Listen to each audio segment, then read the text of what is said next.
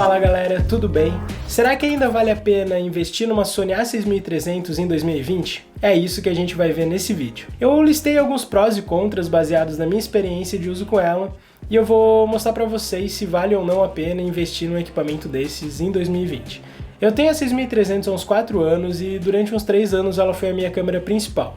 No começo eu usava ela como um backup da 7S até que eu comecei a curtir mais os resultados da 6300 do que da 7S1. Claro que eu perdi um pouco na questão de ISO, mas eu ganhava em nitidez, slow e alguns outros pontos que me fizeram optar em vender a 7S e investir em lentes para a 6300. A 6300 é uma câmera de 2014 e ela entrega um puta resultado, ainda mais se a gente considerar a faixa de preço que a gente encontra ela no mercado hoje em dia, tanto nova quanto usada. E o primeiro ponto positivo dela, comparado com outras câmeras no mercado na mesma faixa de preço, é o slow, já que ela grava em 60 e 120 fps. A gente sabe que muitas câmeras hoje em dia só fazem 60 e isso é um puta ponto positivo para ela.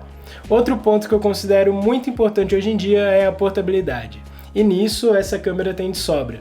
Antes de migrar para Sony eu usava uma 70D da Canon e confesso que quando eu comecei a usar ela eu fiquei meio inseguro, mas a praticidade e peso dela no dia a dia é algo que te conquista muito rápido. Agora vem um ponto que eu considero positivo e negativo ao mesmo tempo, e isso depende muito do uso que tu tem com o equipamento, que é o 4K. Eu curto muito utilizar o 4K em determinadas situações, como por exemplo em entrevistas, depoimentos, e como eu finalizo os materiais normalmente em 1080, eu consigo dar um crop nessa imagem na hora da edição e acabo conseguindo simular uma segunda câmera nessas situações. Porém, dependendo do ambiente e do tempo que eu estou filmando em 4K, ela acaba aquecendo e parando de gravar, e isso é algo que não é muito bom, porque tu acaba não tendo uma confiança com o teu equipamento, mas com o tempo tu acaba pegando jeito e se adaptando com isso. Um ponto que eu considero negativo nela é a pegada que você tem com o equipamento, e sim, eu coloquei como um dos prós o fato dela ter uma portabilidade muito boa, mas isso infelizmente prejudica o grip dela,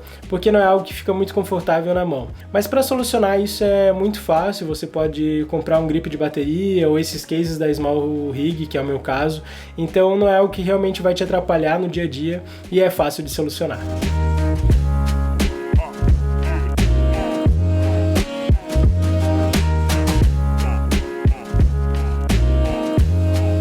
O autofoco dela é bom, mas está longe de ser o melhor autofoco do mercado, mas é aquela coisa que tu se acostuma e vai pegando jeito conforme tu vai usando o equipamento. Esse fato também depende muito das lentes que tu tá usando, então é uma experiência que varia muito de usuário para usuário. Um ponto negativo mesmo é a bateria, e cara, essas baterias são muito ruins. Ainda bem que a Sony mudou isso nas novas linhas, porque era um estresse, eram umas 8 ou 9 baterias dentro da mochila para tu ter uma segurança de que não ia acabar no meio do evento, no meio da tua diária. Porém, para solucionar isso, em caso de emergência, você pode utilizar um power bank e conectar direto na câmera.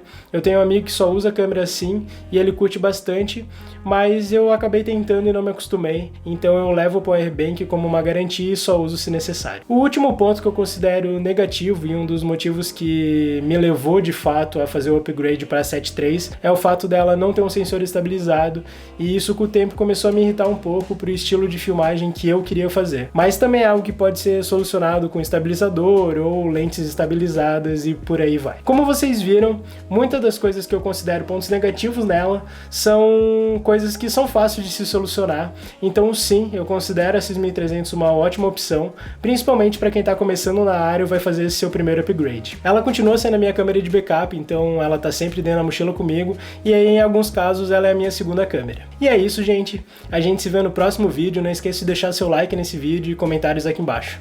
Valeu!